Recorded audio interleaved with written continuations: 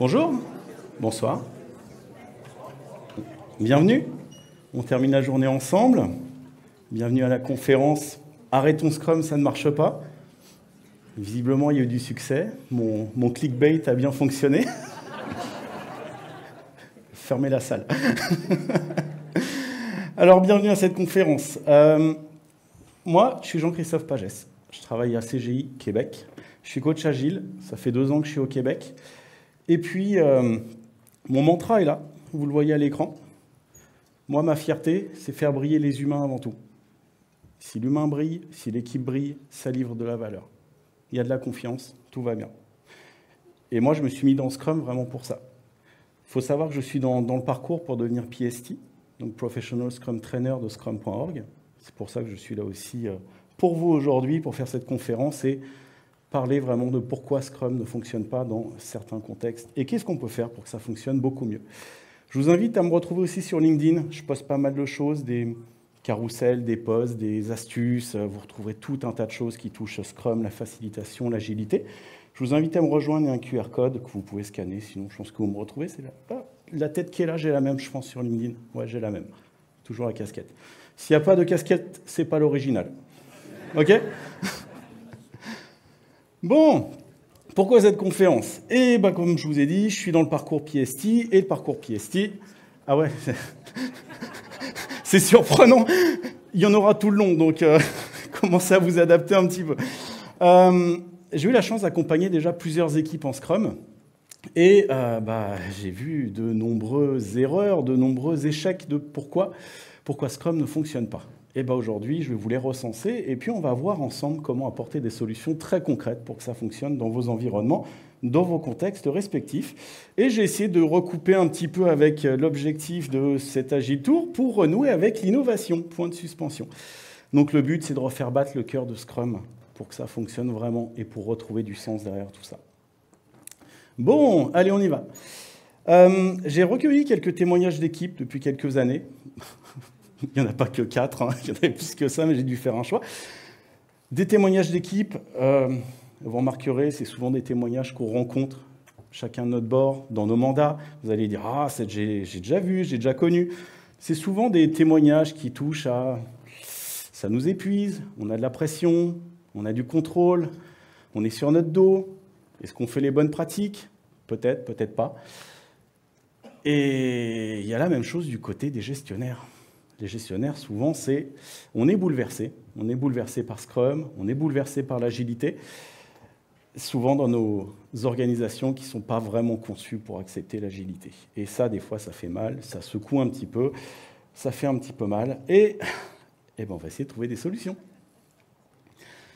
Alors, évidemment, quand Scrum est mal appliqué, mal compris, mal adapté, mal mis en place, ou dans des cultures qui ne vont pas bien, on voit tout un tas de problèmes là, qui apparaissent à l'écran. Alors souvent, c'est des symptômes. La tyrannie de l'urgence, le contrôle sur les équipes, le manque d'auto-organisation. On ne livre pas. On a des problématiques comme ça. Il y en a tout un tas, je vous en ai mis plein. Et souvent, ça finit comment? C'est « ça ne marche pas. Arrêtons Scrum. Ça ne fonctionne pas pour nous. » Alors, on peut peut-être faire quelque chose pour ça. Des gens vont peut-être s'interroger pourquoi ça ne fonctionne pas dans certains contextes. D'où ça vient? Alors, pour ça, j'ai recensé 5 ennemis de Scrum. Le premier ennemi, c'est déjà quand on commence à toucher au cadre. Quand on commence à enlever des morceaux, quand on commence à enlever des éléments, ou quand on ne comprend pas le cadre Scrum. C'est que 13 pages le Scrum Guide. D'accord ? Tous les éléments, vous allez voir, ils ont un lien les uns avec les autres. On va le voir quand on rentrera dans le détail un petit peu plus tard, parce que les ennemis, on va rentrer dans le détail de chacun d'entre eux juste après, mais déjà, je vous les présente. Ça, si vous voulez prendre une photo ou les noter. Voilà. Donc, altérer le cœur de Scrum, le Scrum à la carte, c'est le premier ennemi. Le deuxième ennemi, c'est d'enrichir Scrum avec des pratiques autour qui risquent de le déprécier. Il y a d'excellentes pratiques complémentaires qu'on peut mettre autour de Scrum, mais il y en a des très mauvaises autour ou des pratiques qui ont été détournées. Et puis, on va le voir après. Le troisième ennemi, c'est quand on utilise Scrum dans des contextes où Scrum n'est pas du tout prévu pour ça. On a tendance à dire Scrum, on peut le mettre partout. Eh ben non. On ne peut pas le mettre partout. Et on va voir dans quel cas on ne peut pas le mettre et dans quel cas on peut l'utiliser. Le quatrième ennemi, c'est l'environnement culturel qui est autour. Est-ce que mon environnement a le mindset qu'il faut? Est-ce que mon environnement est suffisamment agile pour accepter Scrum? C'est une grande question. On va l'aborder aussi. Et le cinquième et dernier ennemi, c'est le why. Est-ce que Scrum, on sait pourquoi on l'utilise? Des fois, on l'utilise, mais on ne sait pas pourquoi. On met du Scrum pour mettre du Scrum ou de l'Agile pour mettre de l'Agile. Et ça, souvent, ça conduit à des situations d'échec. Eh bien, on va rentrer dedans. Maintenant, on va rentrer dans le détail et on commence avec le premier ennemi. Et juste pour vous, je l'ai fait en ordre inversé. On va commencer par le dernier. Le aucun sens à Scrum et à l'Agile. Alors malheureusement, aujourd'hui, encore beaucoup d'organisations pensent que l'agilité, c'est encore du buzz, c'est encore la mode. Il faut qu'on aille vers l'agilité, il faut qu'on soit agile, il faut qu'on fasse du Scrum. Mais pourquoi tu veux en faire? Souvent, il n'y a pas toujours de réponse. Donc c'est intéressant déjà de se poser la question, pourquoi on veut faire de l'agile, pourquoi on veut faire du Scrum? Souvent, vous allez entendre, c'est une question d'image, c'est bien vu auprès des sponsors, c'est bien vu auprès des fournisseurs, c'est bien vu auprès des candidats. On est agile. Ouais, on est agile, super. Et donc, il y a le fameux Harold qui vous dit on veut être agile, ça a l'air bien. Super, mais bon, là on est en train de se dire que l'agile c'est plus une cible qu'un moyen, et moi ça me dérange. L'agile c'est un moyen pour aboutir à un résultat, pour atteindre vos objectifs. Là, on veut être agile, on veut être agile, c'est notre cible. Non, ça ne marche pas. Ça ne peut pas marcher. Parce que là, est-ce qu'il y a du sens derrière tout ça? Est-ce qu'on sait pourquoi on veut devenir agile? Eh ben non. Et le problème, c'est que si on manque de sens, on ne peut pas aligner les gens pour qui on travaille. Les gens qui travaillent avec nous, ça engage quoi? Justement, un désengagement. Les gens ne savent pas pourquoi ils travaillent, ils ne sont pas alignés. On se désengage, et forcément, à la fin, c'est quoi? C'est l'échec. Alors, est-ce qu'on est agile? Ouais, mais pourquoi tu veux être agile? Des petites astuces, des petites solutions dans ces cas-là, posez des questions puissantes. La première des choses que vous allez poser, c'est pourquoi? Pourquoi vous voulez être agile? D'accord? Pour quelles raisons vous voulez implémenter l'agilité? Pour quelles raisons vous voulez implémenter Scrum? Rendre vos employés plus heureux? Livrer plus de valeur? Faire plus de qualité? D'excellents arguments. Si c'est juste pour faire de l'image, c'est pas la peine. Quel problème on essaye de résoudre? Est-ce qu'il y a une urgence derrière? Est-ce qu'il y a des problématiques qu'on a envie de résoudre vraiment? Et puis, est-ce qu'il y a des indicateurs qui vont nous indiquer que ça a marché, qu'à un moment on atteint notre objectif? Si l'objectif c'est d'être agile, c'est sûr, on ne risque pas de l'atteindre. Mais bon. Et puis surtout, la question qui tue, alors celle-là, généralement, je perds la moitié du monde quand je pose la question, c'est est-ce que vous êtes prêt à soutenir le changement? Aïe, ça va piquer. Ouais, il va y avoir du changement, il va falloir bouger des choses. Donc ça, poser ces questions-là, en début de mandat, ou quand quelqu'un vous dit « je veux être agile », pourquoi? Pourquoi tu veux être agile? C'est important. Et ça, c'est l'une des causes d'échec de Scrum. C'est de l'appliquer sans aucun sens derrière. L'ennemi numéro 2, c'est la culture qui est non adaptée. Alors, il y a encore pas mal d'organisations aujourd'hui, de compagnies qui sont encore orientées théorie X de McGregor. Alors, la théorie X de McGregor, c'est quoi? Ça part du postulat que l'humain est paresseux. L'humain n'a pas envie de travailler. Il fera tout pour fuir le travail. C'est triste. Contrairement à la théorie Y, où justement l'humain est vraiment mis en avant, c'est quelqu'un qui veut travailler, qui veut s'épanouir au travail. La théorie X, ça rejoint un peu le taylorisme. D'accord? C'est là où il va falloir mettre en place des structures de contrôle. Il va falloir diriger, il va falloir donner des tâches, il va falloir surveiller, il va falloir sanctionner parfois. Ça, c'est la théorie X de McGregor. On a encore beaucoup d'organisations qui sont là-dedans. Les décisions sont centralisées. C'est les gestionnaires qui prennent les décisions. Malheureusement, c'est les plus éloignés du terrain. C'est les plus éloignés des utilisateurs, de ceux à qui on doit livrer la valeur. C'est bien dommage. Et comme on est tellement auto-centré à essayer de contrôler nos processus, à surveiller nos gens, on va créer des processus justement pour contrôler les gens, les surveiller. Et on oublie qui au final? Oui. On oublie l'utilisateur, on oublie le client. On est tellement auto-centré sur nos pratiques qu'on l'oublie. OK? Et je serais même tenté de dire, et l'employé là-dedans, est-ce qu'il a envie de se lever le matin? Est-ce qu'il est encore motivé à venir? Pas de droit à l'erreur, on te dit quoi faire. Je sais pas, moi, j'ai plus envie de venir travailler. OK? Je vous raconte une histoire. Ça, je vois la petite bonne femme, là, ça me rappelle ça. J'étais au restaurant il y a 3 semaines avec 2 amis. On s'est installés à table et l'une des deux n'avait pas très faim. Elle a commandé une assiette de frites. La serveuse la regarde, elle fait « c'est pas à la carte. Je sais pas, vous servez bien des frites avec des plats, vous pouvez bien faire une assiette de frites. Je suis prête à payer 6 piastres, 7 piastres pour ça. C'est déjà beaucoup, je pense. » Elle me dit « non, je peux rien faire. Il faut que j'aille en parler au manager. » Allez voir votre manager. Enfin, pour une assiette de frites, elle y va, elle revient. Le manager est absent, malheureusement, je peux rien faire pour vous. Attendez, on se parle d'une assiette de frites, là. La serveuse n'a pas pu prendre la décision. Il n'y a pas eu d'auto-organisation, on ne lui a pas laissé le pouvoir de décision. Ils ont gagné quoi? 3 clients en moins. Voilà. Et malheureusement, ça arrive dans pas mal de compagnies. Des services clients qui répondent du Bell. Enfin, je citais personne, excusez-moi si quelqu'un travaille chez Bell. Pardon. Bip. Qui vous répondent au téléphone, je ne suis pas content, faites-moi peut-être un rabais. Je ne peux rien faire pour vous. Je veux parler à un gestionnaire, non, je ne peux pas vous transmettre un gestionnaire. Bon, je ne suis pas content. Bon, je raccroche, tant pis pour moi. Et ça fait un client déçu. Malheureusement, c'est comme ça. C'est ceux qui sont les plus éloignés des utilisateurs et des clients qui vont prendre les décisions. Et ça ne marche pas.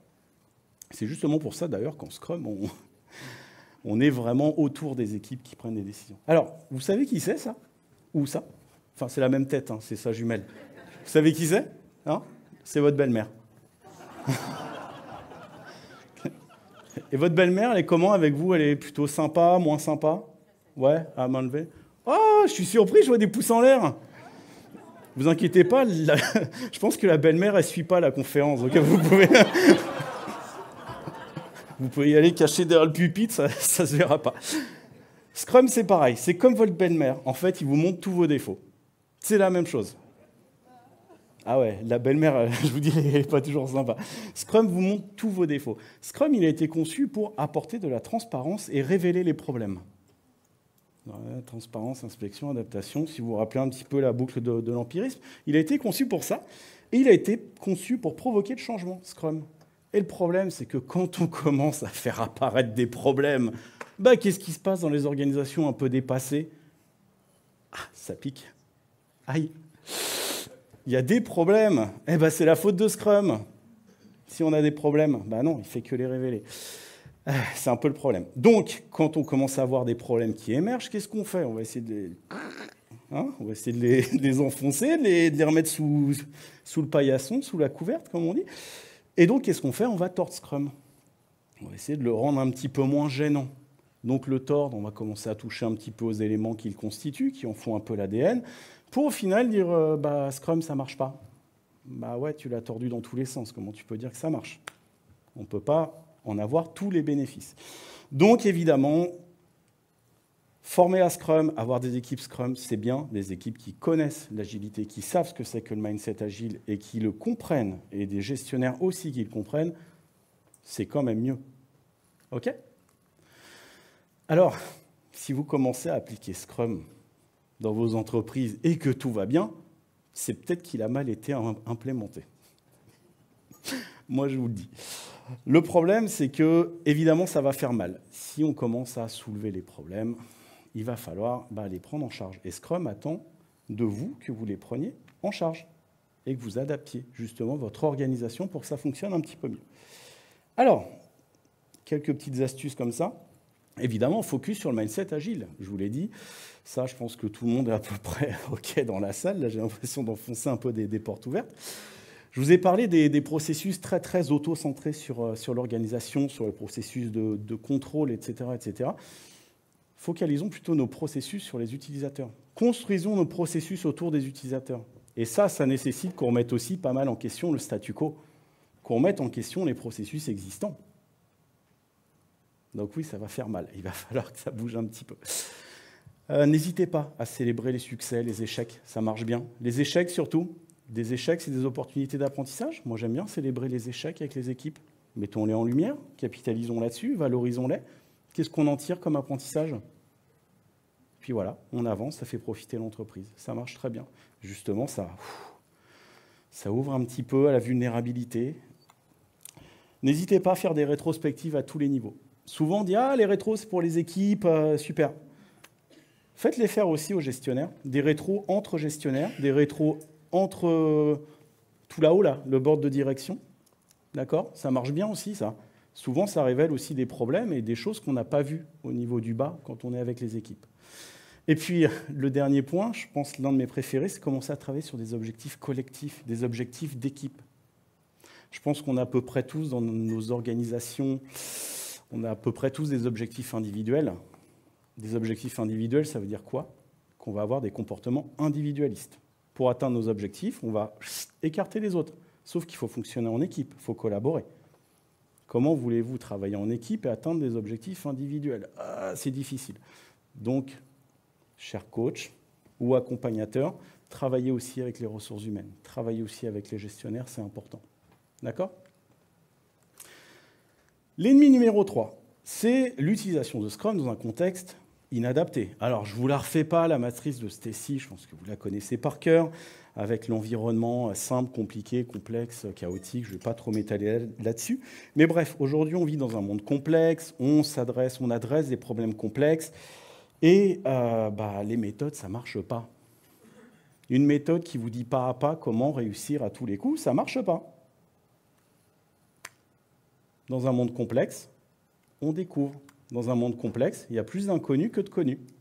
Donc quand on est dans l'inconnu, on tente des choses, on expérimente, on recueille du feedback, on inspecte, on adapte. Ça, justement, c'est l'empirisme. Et l'empirisme, tant mieux, c'est ce sur quoi Scrum est fondé. Donc c'est impeccable.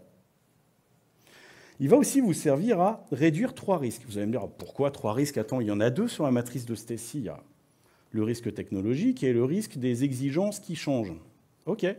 Mais en fait, il y a un 3e risque qu'on ne connaît pas trop, c'est le risque humain.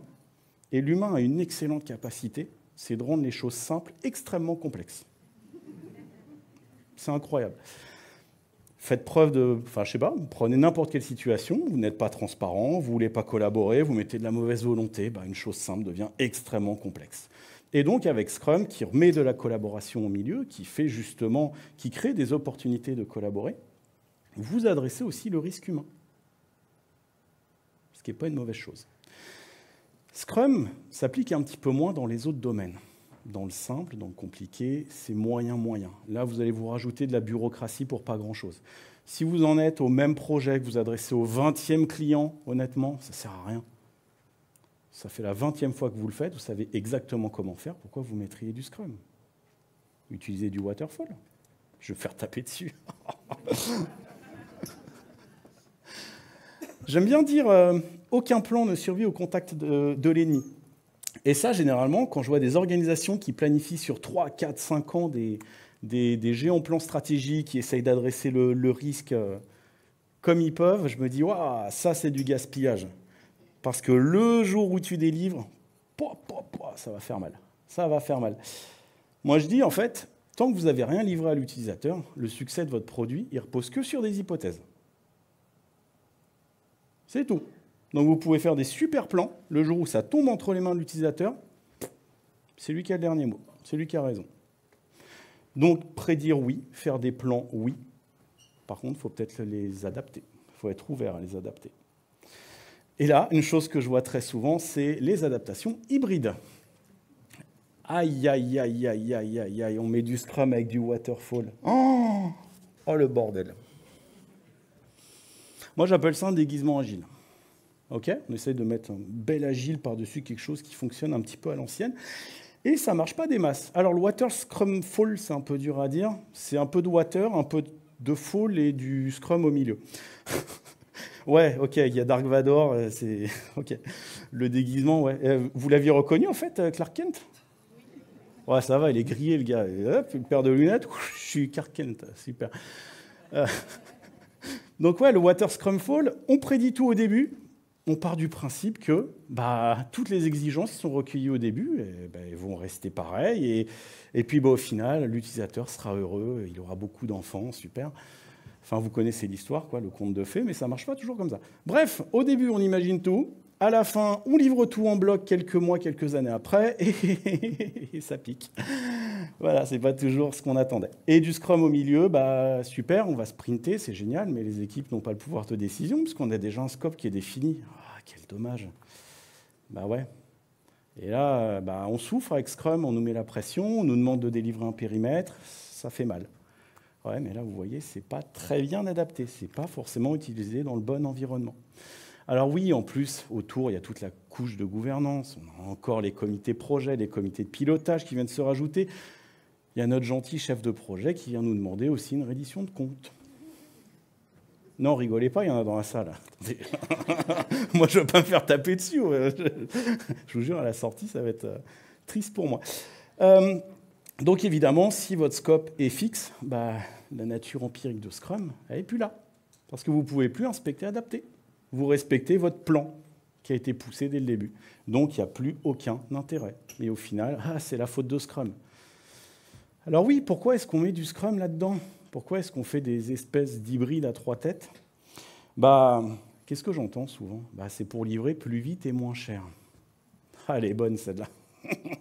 Livrer plus vite et moins cher. Scrum, c'est livrer plus de valeur plus tôt. C'est pas livrer plus vite et moins cher. On a fait une espèce d'association un peu bizarre dans les cerveaux. Ça marche pas. Ça marche pas. Mettre l'un et l'autre, c'est le pire des deux mondes. OK? Des astuces pour s'en sortir? Évidemment, remettez les utilisateurs au centre. C'est bien dès le début justement de commencer à travailler avec les utilisateurs et de travailler avec les utilisateurs tout le long. Les besoins évoluent, écoutez les utilisateurs. Évidemment, les reviews sont là pour ça, utilisez-les. Et justement, si je peux vous conseiller un truc, c'est que pendant les reviews, généralement, on invite des stakeholders, des parties prenantes. C'est qui les stakeholders? Bah, souvent des gestionnaires. Il est où l'utilisateur? Si vous pouvez inviter des utilisateurs ou au moins des représentants, faites-le. Ça marche bien. Une vision produit. Ouais, ça c'est bien une vision produit. Une équipe pour s'autogérer, elle a besoin de quoi? Elle a besoin d'un objectif et elle a besoin d'un cadre. Le cadre, il est donné par Scrum ou par la gestion ou par l'équipe. Et l'objectif, une vision, un objectif de produit, un objectif de sprint. Ça fonctionne bien. S'il n'y a pas de vision, il n'y a pas d'autogestion. Pas plus compliqué que ça. Utilisez aussi des outils. La Goal Oriented Roadmap, c'est pas mal. C'est une roadmap qui vous permet de justement faire des planifications pas trop long terme, mais avec des objectifs de produit. Je vous invite à vous renseigner là-dessus, ça fonctionne bien. Je ne sais pas si parmi vous, il y en a qui connaissent l'Evidence-Based Management. C'est très dur à dire, peut-être c'est plus facile de lever la main. Ouais. Le BM, c'est génial, c'est imparable. L'Evidence-Based Management, c'est un... Alors oui, c'est effectivement un framework de Scrum.org, mais c'est aussi un guide que vous pouvez télécharger, et dedans, vous allez trouver plein d'indicateurs absolument géniaux pour mesurer la valeur, pour mesurer l'utilisation du produit, pour mesurer la satisfaction des parties prenantes, des employés, etc. Mesurer la dette, mesurer la qualité.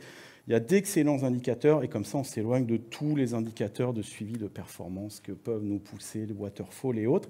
Des indicateurs qui sont tout verts dehors, mais quand on creuse, ils sont tout rouges. Fameux indicateurs pastèques. Et puis, Scrum, ça ne marche pas toujours pour tout, donc n'hésitez pas à basculer sur du Kanban s'il le faut, ou à rester en waterfall. D'accord? L'ennemi numéro 4, les pratiques inadaptées. Alors, là, on va toucher un point sensible. Scrum, c'est un cadre léger et volontairement incomplet. C'est tel qu'il est défini dans le Scrum Guide, et c'est vrai. C'est très léger. Scrum, il s'attend en fait à ce que vous ajoutiez vos pratiques autour en fonction de vos contextes respectifs. D'accord? À partir du moment où vous avez votre contexte, vous rajoutez des pratiques autour qui iront bien. Il n'y a pas de best practice en Scrum. Pourquoi? Parce que tous les contextes sont différents. Ce n'est pas une méthode. Il ne va pas vous dire ça marche à tous les coups. Ça, il faut l'utiliser, ça marche à tous les coups. Non. Et bien justement, l'un des travers que je vois souvent, c'est des pratiques complémentaires qui sont imposées à chaque fois, à toutes les équipes. Et là, on va en voir quelques-uns. Les fameuses pratiques, donc, qui sont un petit peu terribles. Les pratiques qui sont parfois détournées de leurs objectifs. La première, je pense à laquelle? Je ne sais pas laquelle vous avez en tête. Des volontaires pour se lancer, non? J'ai une petite tête. Non, il y a mon patron qui regarde. Je ne vais pas le dire.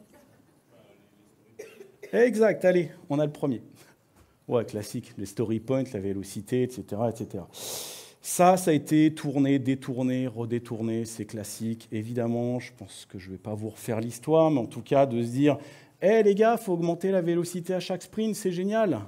Devenez de plus en plus rapide. » Ouais, on va vite, hein, mais on va droit dans le mur. Ça, c'est incroyable. La vélocité, ça marche bien. La vélocité, elle ne reflète absolument pas la valeur que vous livrez à vos utilisateurs. Vous allez vite, mais est-ce que vous livrez de la valeur? Est-ce que vous livrez de la qualité? J'en ai aucune idée. Les burn-down, parlons-en. Les burn-down, on parle du principe qu'il faut absolument bien suivre la courbe pour arriver au bout. Mais dans un sprint, le travail change. Moi, un burn-down qui remonte un peu, mais où on atteint l'objectif de sprint, ça me va bien.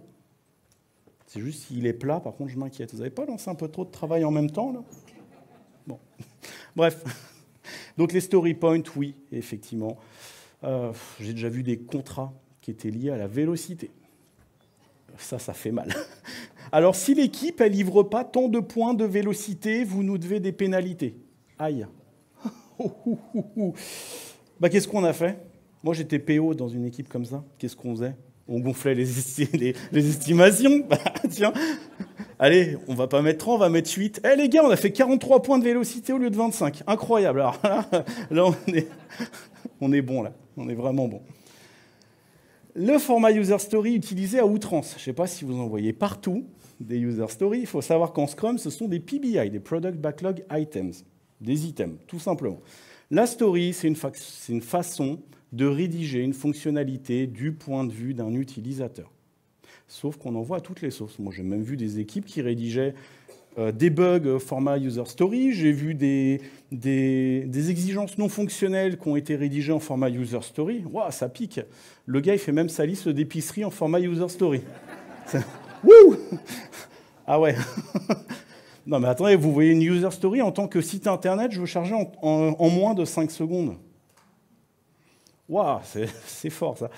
Donc attention à ne pas utiliser à outrance, attention à ne pas non plus les surdétailler. C'est un outil, d'accord? Les surdétaillez pas, perdez pas de temps, gaspillez pas votre temps. De toute façon, on sait très bien que le travail va être émergent. Oh, les meetings en plus des événements. Qu'est-ce qu'on a comme meeting en plus des événements, des fois, qui se rajoutent? Oh oui, oh, les statuts de projet. Les kick-offs, les trucs comme ça là, qui se rajoutent. Alors, les meetings, effectivement, ça sert à combler un manque d'information ou un déficit en termes de communication. Bon, super, mais les événements ne sont pas utiles pour ça. Moi, j'avais un chef de projet, alors oui, on était dans un truc un peu hybride, un chef de projet qui demandait un statut chaque semaine, un meeting de statut, où est-ce que vous en êtes, où est-ce que vous avancez. Bah, mon pote, bah, tu viens en review, hein, voilà, tu viens en review, finis le statut, terminé. Bon, interrogez-vous sur la pertinence de tous les événements autour. D'accord? Puis après, je vous donnerai une petite astuce là-dessus, on pourra faire travailler aussi l'équipe. Je pense à un quatrième, je ne sais plus compter, c'est les 3 questions. 3 questions en délit. Qu'est-ce que j'ai fait hier? Qu'est-ce que je vais faire demain? Qu'est-ce que j'ai fait avec ma grand-mère? Qu'est-ce que je vais faire ce week-end? Le truc, il se termine en reporting. Il y a tout le monde, chacun attend son tour. Qu'est-ce que je vais dire? Qu'est-ce que je vais dire? Personne ne s'écoute. Il n'y a aucune collaboration, ça ne sert à rien, c'est du reporting. Orientez-vous vers l'objectif de sprint. Comment on progresse vers l'objectif de sprint? Qu'est-ce qu'on peut faire de beau là pour avancer vers l'objectif de sprint? Comment on peut collaborer ensemble? C'est quoi notre niveau de confiance là, pour atteindre l'objectif de sprint? 2 à 1, 4, l'équipe, comme ça. Des questions un petit peu plus puissantes. D'accord? Revenons un petit peu aux fondamentaux. 3 questions, tu sais, t'as le Scrum Master qui arrive dans l'équipe, il faut poser les 3 questions, t'as pas posé la question, c'est pas bien. Donc ça, c'est des pratiques complémentaires. Ils l'ont enlevé du Scrum Guide, c'est une suggestion qui a été un petit peu prise à la lettre dans les versions précédentes. Des bonnes pratiques à suivre, je suis certain que vous en utilisez déjà pas mal, qui vont aider Scrum à vraiment être transcendé, à gagner vraiment. La première, c'est tout ce qui vient de Kanban. Les pratiques, les métriques Kanban, c'est incroyable pour ça. Limitez le WIP, visualisez le workflow, gérez votre workflow. Les métriques sont derrière, le temps de cycle, le débit, etc., etc. Ça va vous faire perdre beaucoup moins de temps dans les estimations. D'ailleurs, est-ce que vous saviez qu'en Scrum, les estimations n'étaient plus obligatoires depuis le Scrum Guide 2020? Je vois des oui. Et j'en vois qui ne remuent pas la tête. Ah bon? Ouais, c'est plus obligatoire. Donc, ouais, il y a un courant en plus qui s'appelle le NoEstimate, hashtag NoEstimate ou mot dièse NoEstimate. Bref, il y a un courant là-dessus. Moi, j'utilise beaucoup les lean metrics. D'accord? Les lean metrics, ça vous permet de gagner en prédictibilité sans perdre trop de temps à créer des estimations. En plus, surtout, les lean metrics, elles sont basées sur des événements qui ont déjà eu lieu, sur des faits concrets et avérés. C'est la base de l'empirisme. Prendre ces décisions basées sur des faits observés. Les lean metrics sont incroyables pour ça.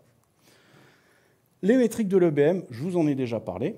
Allez les consulter, elles sont super. Il y a vraiment des choses très très bonnes et justement, ça oublie un petit peu toutes les notions de nombre de lignes de code, la vélocité, etc., etc. Allons voir plutôt le taux d'utilisation de notre produit, allons voir la valeur qui est délivrée, allons voir la qualité, allons voir le nombre de défauts, allons voir si on est capable d'innover, le lead time et toutes ces choses-là. Il y a d'excellentes choses là-dedans à travailler. Servez-vous aussi du sempiternel XP, le Extreme Programming, avec ses excellentes pratiques en termes de codage, qualité, etc., etc. Et puis le DevOps qu'on ne présente plus. Je vous ai dit qu'il fallait livrer fréquemment. Ouais, on en a parlé un petit peu. Donc, avec le DevOps, c'est super. Et des pratiques de facilitation. Alors ça marche super bien. Surtout pour les Scrum Masters.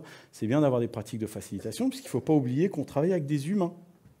Quand on travaille avec des humains, il y a parfois des conflits, il y a parfois des choses qu'il faut adresser, il y a parfois des prises de décision qu'il faut aider à prendre. Donc c'est bien aussi d'apporter des pratiques de facilitation, d'aller chercher un petit peu là-dedans, de se former quand on est Scrum Master, coach ou même équipier. Ça marche très bien aussi. Oui, Scrum est là pour adresser la complexité. C'est un cadre très simple, ce n'est pas pour rajouter de la complexité. Je pense qu'il y a d'autres cadres de travail qui sont très bons pour ajouter de la complexité, j'en cite aucun. Mais bref, restez simple, d'accord? Restez simple. Je vais vous donner quelques petites solutions, des petites astuces. J'ai une rétro qui est super pour ça, qui s'appelle les retours aux fondamentaux. Eh ben, vous prenez votre équipe en rétrospective et vous allez poser la question, qu'est-ce qu'on peut retirer de nos pratiques en continuant à livrer de la valeur fréquemment? Et là, vous essayez d'enlever 3 pratiques. D'accord? Tiens, essayons d'enlever les story points, essayons d'enlever les 3 questions, essayons d'enlever autre chose. Il y en a tellement des pratiques, j'en ai donné que quelques-unes. Et on se reparle à la prochaine rétro. On va voir si ça change des choses. Si ça ne change rien, super, on enlève. OK? J'ai aussi pour vous, sur mon LinkedIn, j'ai mis en ligne les 8 gaspillages Lean en Scrum. Vous connaissez les 8 gaspillages en Lean? L'inventaire, le transport, le mouvement, etc., etc. Je les ai appliqués à Scrum. Qu'est-ce qu'on peut faire comme gaspillage dans les événements, dans les artefacts, etc., etc., etc. Allez vous intéresser à ça et commencez à chasser ces gaspillages, ces sources de gaspillage. Faites une rétro là-dessus. Qu'est-ce qu'on gaspille comme temps, par exemple? Qu'est-ce qu'on fait au niveau du gaspillage inventaire? On a trop de stock dans le backlog. On fait nos refinements beaucoup trop à l'avance, donc on a beaucoup trop d'items qui sont détaillés, etc., etc. Et commencer à écrémer un petit peu là-dedans. Je vous rappelle que Scrum est basé aussi sur le Lean, donc on chasse le gaspillage. J'ai mis aussi sur mon LinkedIn à dispo 13 techniques de découpage des user stories. Très pratique. Oubliez l'Invest et tous les trucs hyper théoriques. Je vous donne 13 points hyper pratiques pour découper les user stories. Ça marche très bien, c'est cadeau, vous pouvez y aller. Et les pratiques, ajoutez-les en équipe, ne les imposez pas. D'accord? Si je peux finir là-dessus. Notre 5e ennemi, c'est d'altérer le cœur de Scrum. Là, on y arrive. Là, on arrive vraiment au noyau, là, où on se dit « Ah, mais pourquoi? Attends, Scrum, c'est pas agile. Si, c'est agile, on doit pouvoir enlever des choses. Mais c'est pas une méthode, c'est un cadre de travail. » On l'a vu, c'est un cadre de travail qui est très léger. Il y a très peu d'éléments qui sont prescrits dedans. Il y a quoi? 3 responsabilités, 5 rôles, 3 artefacts, 3 engagements. Ça s'arrête là. Avec des belles valeurs autour, on va en parler après. Donc, Scrum est très très léger, il n'y a pas grand-chose à mettre. Et il faut savoir que Scrum est basé sur 2 choses. Alors vous allez me dire l'empirisme et le Lean, très bien, mais pour moi, l'ADN de Scrum, c'est ça. C'est l'empirisme et l'autogestion. Sans l'un et sans l'autre, ça ne fonctionne pas. L'empirisme, on va tester des choses, on va les rendre transparentes, on va les inspecter, on va adapter pour faire autrement. Rappelez-vous comment on avance dans un environnement complexe, c'est exactement ça. Je vous ai remis la petite boucle de l'empirisme sur la droite. Et l'autogestion, comment voulez-vous qu'une équipe s'adapte si elle n'est pas autogérée? Comment voulez-vous qu'elle adapte ses façons de faire si on ne lui laisse pas les prises de décision entre les mains? Ça, c'est intéressant parce que j'ai connu des organisations qui disaient « Ah, super, on met en place l'agilité, par contre, l'auto-organisation, ça nous dérange un peu. On voudrait l'enlever. » On va bien s'entendre. On va passer des bons moments ensemble. Voilà.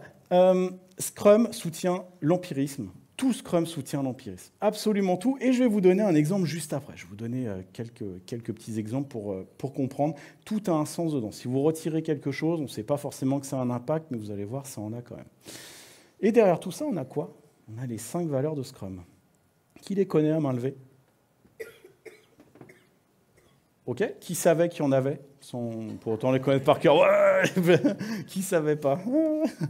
Ok. Focus, ouverture, respect, courage, engagement, la force. Elles nous servent à quoi, ces valeurs? Ces valeurs, en fait, servent à guider les comportements. On est sur de l'humain. Elles vont servir à guider les comportements. Les valeurs, quand elles sont incarnées par l'équipe Scrum, par les parties prenantes, par tout le monde, ça va créer la confiance. Donc quand on me dit « il n'y a pas la confiance dans mon équipe, les gens ne se parlent pas », commence à gratter du côté des valeurs de Scrum. Va voir un petit peu si ton équipe respecte le cadre, s'ils se respectent les uns les autres, s'ils ont le courage justement d'adresser des problèmes, le courage de faire les événements, etc. etc. Ouf! Et le problème, c'est que s'il n'y a pas la confiance, comment vous voulez qu'il y ait de la transparence? Si on n'a pas de transparence, comment vous voulez après inspecter et adapter? Ça ne marche plus. Donc si on oublie les valeurs de Scrum, zombie Scrum, on va en parler. Bon, ça fait quoi si on abandonne ou si on altère un élément de Scrum? Bon là, ça fait pas, je ne veux pas du tout faire le puriste ou quoi que ce soit, je veux juste vous montrer que tous les éléments ont vraiment un but et qui s'interfacent les uns avec les autres. Vous décidez de mettre un artefact, un événement à la poubelle, une responsabilité à la poubelle, qu'est-ce que j'ai oublié, un engagement à la poubelle, qu'est-ce qui va se passer? Vous allez affecter l'empirisme. Les artefacts sont conçus pour créer de la transparence. Transparence sur le travail, le backlog crée de la transparence, évidemment, sur les items qui vont permettre d'atteindre un objectif de produit. Le sprint backlog va créer de la transparence sur le travail qu'on va faire pendant le sprint, etc., etc. Les événements sont conçus pour provoquer le changement grâce à l'inspection et l'adaptation. Vous arrivez en événement, qu'est-ce qu'on fait en fait? On inspecte un artefact et on adapte notre travail, tout simplement. Ça sert à ça, un événement. Donc si on s'en passe, ça casse l'empirisme. Ça fait quoi aussi? Ça va casser les valeurs de Scrum. Vous ne respectez plus le cadre, donc le respect n'est plus là. Vous n'avez peut-être plus le courage d'adresser les problèmes. Je ne sais pas, par exemple, vous décidez de sauter un daily Scrum, vous n'avez plus le courage de tenir le daily Scrum, vous ne respectez plus le cadre. En termes d'engagement, on risque de perdre l'engagement sur l'objectif de sprint, donc on va transgresser des valeurs. Transgresser des valeurs, c'est le cercle vicieux, ça va réaffecter l'empirisme. Oups! Qu'est-ce qui va se passer? C'est que là, à partir du moment où on n'a plus la transparence, on va prendre des décisions à l'aveugle. On rate un délit. Comment on peut voir qu'on progresse toujours vers l'objectif de sprint? On rate une review. Comment on voit qu'on progresse toujours vers la vision, vers l'objectif de produit? On n'en a aucune idée. Donc on va prendre nos décisions totalement à l'aveugle. Ce qui fait qu'on risque de dériver du cap. Et qu'est-ce qui se passe si on dérive du cap? On va augmenter le risque en termes de coûts. On va augmenter le risque en termes d'efforts. On risque de travailler pour rien, on risque de passer à côté, on risque de livrer des choses qui ne conviennent pas à notre utilisateur. Vous allez augmenter la complexité aussi. C'est important. Et puis, encore une fois, qu'est-ce qui va se passer? La valeur de votre produit, elle va diminuer. Et la confiance aussi. Donc voilà ce qui se passe quand on altère des éléments de Scrum. Après, c'est bien de se refaire un petit peu le scénario. J'aime bien poser, moi, les questions à mes équipes. OK, vous voulez faire ça, qu'est-ce que vous allez gagner comme opportunité à le faire? Qu'est-ce que vous allez avoir comme gain? Ou au contraire, réfléchissez à votre avis, qu'est-ce que vous allez perdre si vous enlevez tel et tel artefact, tel et tel événement, et ainsi de suite, ou si vous les faites à des fréquences un petit peu plus espacées. OK. Donc, Scrum, c'est vraiment un équilibre extrêmement fragile. Vous enlevez quelque chose, il y a tout qui s'écroule. On ne peut pas dire après que Scrum ne marche pas.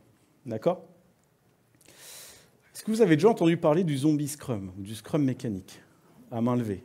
Oh, je vois plein de mains. Ok, super. Zombie scrum, j'aime bien dire que c'est scrum de loin, mais c'est loin d'être scrum. Ok? C'est vraiment du scrum sans vie.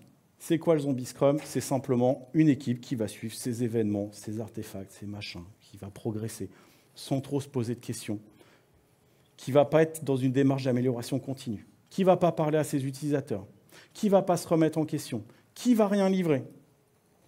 Ça fait mal. Forcément, vous ne livrez rien, vous ne tenez pas compte des utilisateurs, ça ne peut pas marcher. D'accord? Donc oui, c'est des équipes qui vont suivre aveuglément le cadre, mais derrière, il n'y a aucune vie. Et donc, ça ne peut pas marcher.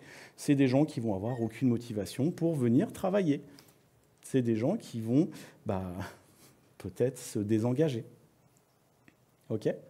C'est ce qu'on appelle le scrum mécanique.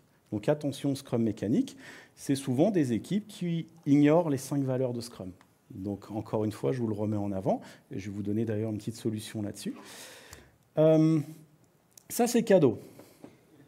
Les 5 valeurs du zombie scrum, que c'est sorti de ma tête. Je sais pas, un jour, je me suis dit, on va refaire la force, mais façon anti-scrum. La première, le F de focus, ça sera le F de fainéantise. C'est la fainéantise de se remettre en question, la fainéantise de faire les choses qui conviennent, la fainéantise de s'améliorer en continu. Bref, la fainéantise, ça paye jamais. Le O, à votre avis? Oh. J'aime beaucoup celle-là, j'aurais dû la mettre. Le O de orgueil. Évidemment, quand on est un peu trop orgueilleux, qu'on pense qu'on a toujours les bonnes méthodes, les bonnes façons de faire, on n'a pas trop envie de se remettre en question. L'orgueil, ça ne marche pas, d'accord? Il faut accepter le changement, il faut accepter de se remettre en question, il faut accepter qu'on n'est pas parfait, d'accord? Il faut accepter qu'on apprend au fur et à mesure qu'on va progresser en Scrum, d'accord? Et on ne sait pas tout forcément. Le R, alors le R de respect s'est transformé en... Une idée? Ouais, non. Je crois que je t'ai devancé là. C'est le R de résistance, résistance au changement. Ça vous parle? Ouais. On va résister à tout ce qui est nouveau, à ce qui va nous secouer, à ce qui va changer comme façon de travailler. On va résister. Le C. Alors le courage se transforme en... Non, ça marche pas. Le C de contrôle. Ah, on aime bien contrôler. Bah oui, on va s'assurer que toutes nos ressources soient occupées. Ah oui, attendez, il ne faut pas les payer à rien faire, les pauvres. Bref, il faut contrôler les processus, il faut contrôler les façons de faire, il faut contrôler comment les gens travaillent, il faut contrôler plein d'indicateurs dans tous les sens qui ne reflètent pas forcément la réalité, mais il faut contrôler, contrôler, contrôler. C'est important, il n'y a que comme ça qu'on a confiance, c'est en contrôlant. Et le E. Ouais, j'aurais pu la faire, ça. J'ai pas d'idée. Voilà. C'est le E de errance. C'est un peu comme les zombies, hein. On n'a pas d'objectif, on erre. D'accord? On n'est pas focalisé, là, c'est vraiment l'inverse du focus. On va errer, on n'a pas d'objectif, on ne sait pas où aller, on ne va pas adresser les bonnes choses, on va lancer trop d'items à la fois, on va errer. D'accord? C'est les valeurs du zombie Scrum, vous les trouverez nulle part ailleurs. Ça m'a fait rire. Il n'y a pas longtemps, il y a quelqu'un qui m'a dit... de toute façon, qui fait Scrum by the book? T'es bien gentil avec ta conférence, mais personne ne le fait. Écoute, tu fais ce que tu veux. Hein. Mais le problème, c'est que si vous commencez à enlever des éléments, vous avez compris que ça pouvait avoir un impact vraiment sur tout le cycle, tout le processus et le fragile équilibre de Scrum. Donc, vous pouvez appeler ça approche largement... comment dire? Une approche qui a été... basé sur Scrum, peut-être détourné, mais appelez pas ça Scrum. OK? N'en attendez surtout pas les bénéfices que Scrum promet, c'est-à-dire créer de la valeur, réduire les risques, créer un peu de prédictibilité, réduire la complexité. N'en attendez pas les bénéfices. Qu'est-ce que je vous donne comme astuce? Ah, elle est dedans, super. OK, une vision des objectifs fédérateurs. Pour éviter que les zombies errent, il leur faut des objectifs. Enfin, il faut qu'ils se créent des objectifs, une vision. La vision, c'est super bien quand c'est le PO, mais pas que. C'est PO, c'est l'équipe, c'est les parties prenantes, les utilisateurs. C'est bien quand il y a le maximum de monde, puisque vous allez aligner tous les gens avec. c'est beaucoup plus facile après de dire non. On a travaillé ensemble la vision, là on sort de la vision. Donc c'est un non. Les règles, les valeurs d'équipe. N'hésitez pas, quand une équipe est nouvelle, ou même des équipes un peu anciennes, des fois que je reprends, travaillez avec l'équipe des règles. Qu'est-ce que vous mettriez comme working agreement, comme règle d'équipe? Qu'est-ce que vous mettriez comme valeur d'équipe? Travaillez des valeurs d'équipe. Il y a un excellent jeu qui s'appelle Valeurs ajoutées, c'est un jeu de cartes. J'aime bien faire travailler ça aux équipes, elles choisissent 5 valeurs, et au lieu d'avoir les valeurs de Scrum et autres, qui sont toujours là évidemment, il y a des valeurs d'équipe qu'on peut leur faire travailler. Est-ce que vous êtes toujours sur vos valeurs respectives? Est-ce que vous les incarnez toujours? Est-ce que vous ne dérivez pas de vos valeurs? Les événements qui sont focus sur les objectifs, ça j'apprends rien, c'est juste que les délits qui servent juste à dire ce qu'on fait, pas trop d'intérêt. La rétro, on dit tout va bien ou tout va pas bien, mais on ne trouve pas d'action. Bon, c'est pas terrible. OK? Un truc pour vous, c'est la rétro des 5 valeurs de Scrum. Une rétro que j'ai proposée aussi sur mon LinkedIn, où justement, on propose à l'équipe un petit teaching moment de 20 minutes, où on présente les 5 valeurs de Scrum, et on leur demande, est-ce que dans votre mandat actuel ou votre mandat passé, vous auriez des exemples où chacune des 5 valeurs a été transgressée? Et qu'est-ce que ça a apporté? Quel résultat ça a donné? Donc faites-les parler, expliquez-leur un petit peu à quoi servent les 5 valeurs, d'accord? Et puis après, faites-leur faire une auto-évaluation de chacune des 5 valeurs. Sur le focus, vous en êtes où, d'après vous, entre 0 à 5? 5, vous incarnez totalement la valeur focus, 0, vous n'y êtes pas du tout. D'accord? Donc chacun va mettre sa note, vous travaillez une moyenne, vous les faites parler, vous faites ça pour chacune des valeurs, et à la fin, simplement, laquelle ou lesquelles vous voulez travailler, sur lesquelles vous voulez qu'on trouve des actions concrètes. Comment on peut passer de 3,2 par exemple sur l'ouverture à 4,2 la prochaine fois? Qu'est-ce qu'on peut prendre comme action concrète? Et là, vous les faites travailler sur les valeurs. Là, ils comprennent ce que c'est. Ce n'est pas juste des paroles en l'air qui sont entendues dans une formation. Une autre rétro qui me vient comme ça, je ne sais pas si vous la connaissez, rétro sur les événements, qui remet un petit peu en question les événements. Mettez les événements de Scrum et demandez que l'équipe mette une note entre 0 à 5 sur la valeur que leur apporte l'événement en question. Sprint planning, le daily, la review, la rétro, et puis le refinement qui n'est pas vraiment un événement, plutôt une activité continue, mais mettez une note de 0 à 5, quelle valeur vous apporte l'événement, et puis ceux qui sont un petit peu moins bien notés, qu'est-ce qu'on peut faire pour l'améliorer, cet événement? Qu'est-ce qu'on peut faire de différent? Faites-les travailler là-dessus, les rétros, ce n'est pas que sur ce qui s'est passé pendant le sprint, c'est aussi sur leur façon de fonctionner. Réduisez la durée des sprints, ça c'est super. Parce que vous allez augmenter justement l'apprentissage. Vous allez créer plus d'apprentissage, plus de fréquence d'apprentissage. Des boucles de feedback. Là, on est dedans. Donc réduisez souvent la durée des sprints, ça évitera qu'on ait des zombies qui errent pendant un mois et on a oublié l'objectif. Oh, dommage. Invitez des vrais utilisateurs en review, je vous en ai parlé tout à l'heure, ce n'est pas que les gestionnaires qui doivent être en review. Si vous pouvez mettre la main sur des utilisateurs, c'est encore mieux. C'est pas facile, hein, ça c'est pas facile. Et puis, ouais, la liberating structure, j'aime bien, qui s'appelle Heard, Seen, Respected. Si vous connaissez un petit peu les liberating structures, faites-le avec votre équipe. Ça va permettre de créer un peu de vulnérabilité et de gratitude dans l'équipe. Et franchement, par les temps qui courent, c'est bien d'en faire un petit peu. OK? Donc, je vous laisserai aller voir tout ça. De toute façon, vous aurez la présentation là-dessus. Scrum est extrêmement capricieux. Ouais, il fait des caprices. Moi, je vous dis, n'utilisez pas Scrum si vous êtes dans un environnement parfaitement prédictible, parfaitement planifiable.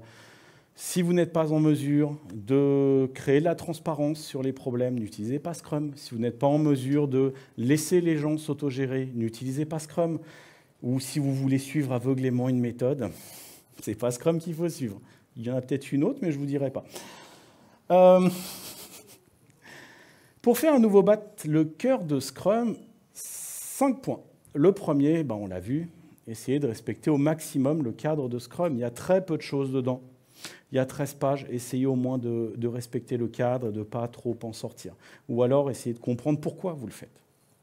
Le deuxième point, c'est le courage de comprendre Scrum et sa philosophie. C'est quoi l'empirisme derrière? C'est quoi les valeurs de Scrum? Pourquoi tous les éléments sont imbriqués les uns avec les autres? Pourquoi tout ça? Parce que quand vous aurez compris tout ça, et je pense que vous le comprenez déjà, vous serez plus en mesure de vous dire qu'est-ce qu'on perd comme opportunité ou qu'est-ce qu'on gagne comme opportunité de modifier tel et tel élément. Le courage d'adapter les façons de faire et d'être. Je vous rappelle, on est dans un contexte complexe. Vous êtes dans vos contextes d'entreprise à vous. Adaptez vos pratiques. Mettez les pratiques qu'il faut derrière, n'hésitez pas. De toute façon, Scrum, c'est tellement léger, tellement simple, vous pouvez rajouter tout un tas de pratiques autour, pas trop quand même, mais ayez le courage d'adapter un petit peu tout ça. Le besoin de sens. Je vous l'ai dit, pourquoi on fait Scrum? Si on n'est pas capable de répondre au pourquoi on veut être agile, pourquoi on fait Scrum, ça ne sert à rien. L'autonomie. Laissez l'autonomie aux équipes. Je vous ai dit, des équipes sur lesquelles vous ne laissez pas d'autonomie, c'est des équipes qui ne peuvent pas prendre des décisions éclairées. C'est des équipes qui ne peuvent pas inspecter et adapter leur façon de faire. C'est des équipes qui n'évolueront pas. C'est des équipes qui courent à la catastrophe. Et puis la simplicité. L'art de la simplicité. Maximiser le... Je ne me rappelle plus de la phrase, maximiser Bref, restons simples. Ouais, je sais pas, restons simples. Et tout ça dans un environnement de confiance et de soutien. Ah tiens, c'est l'un des principes du manifeste agile. Ah super, bah oui, il faut une culture autour et c'est pas pour rien qu'il faut cette culture autour pour que Scrum justement s'épanouisse. Alors, on va faire un petit vote à main levée. On va voir si vous avez gagné la certification Spam 1, Spam 2 ou Spam 3. Attendez, c'est le Scrum Professional Anti-Scrum Master. C'est incroyable. Le niveau 1, c'est... Ouais, on se reconnaît un peu dedans. Bon, on a un petit peu de travail, mais on se reconnaît un petit peu dans ce que tu as dit. Le 2, c'est... Oh, ça nous ressemble pas mal. Bon, on a un peu de travail quand même. Et le 3, alors c'est totalement nous, on est à fond dedans. Vous êtes prêts? À 3, on lève le chiffre. Dans vos mandats, dans vos organisations. 1, 2 et 3. Waouh. Oh, il y en a, c'est des vétérans. Je suis sûr qu'il y en a qui se sont même demandé s'il n'y avait pas un niveau trainer. Le spam trainer.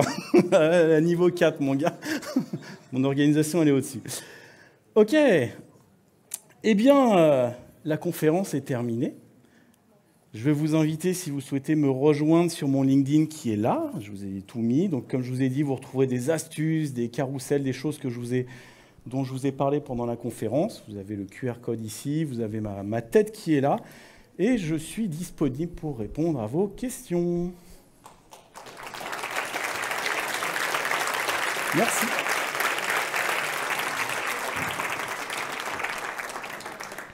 Pour les questions, s'il vous plaît, on va passer les micros. Mais j'ai deux questions d'Internet pour toi. La première, c'est ta belle-mère. Aïe. Qui a vu la photo de ta présentation. Elle m'a retrouvé. Et en fait, beaucoup de monde demande si tu pourras partager ta présentation par la suite. La présentation sera partagée, absolument. Merci. Et la deuxième, elle est une question en anglais, donc excusez mon anglais, mon accent. How do you get people who never speak in meetings to speak up and provide input? Ah, attends, tu me l'as fait en français, je te l'ai fait en comment français. Tu fais pour que les gens comment tu fais aient la pour que les gens pour parler pendant... Et puis, ceux qui parlent pas, en fait, comment tu fais? Est-ce que tu as des astuces pour les faire parler? Ouais, alors après, tu as des astuces de facilitation qui sont excellentes. D'ailleurs, tiens, j'ai un truc pour vous, c'est comment gérer des comportements dysfonctionnels. J'ai mis l'astuce sur mon profil LinkedIn, vous avez 8 comportements dysfonctionnels, dont le muet. Le muet, celui-là, il y a plusieurs façons de l'adresser. Dans un événement à distance, c'est un petit peu plus compliqué. Moi, j'aime bien faire quelque chose, c'est toujours m'adresser au muet. Ouais, je suis un peu sadique, c'est demander ce que le gars en pense, souvent. Une